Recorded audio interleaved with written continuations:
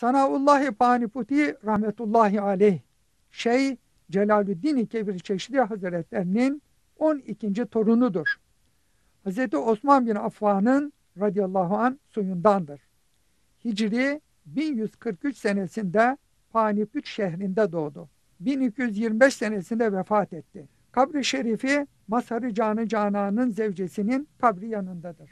Mazhar-ı Canı Canan Hazretlerinin talebesidir. Hocası Mazhar-ı Canı Canan Hazretleri kıyamet günü bana ne getirdin denilince Sanaullahi Paniputi'yi getirdim diyeceğim buyurmuştur. Sanaullahi Paniputi Hazretleri 30'dan fazla eser yazmıştır.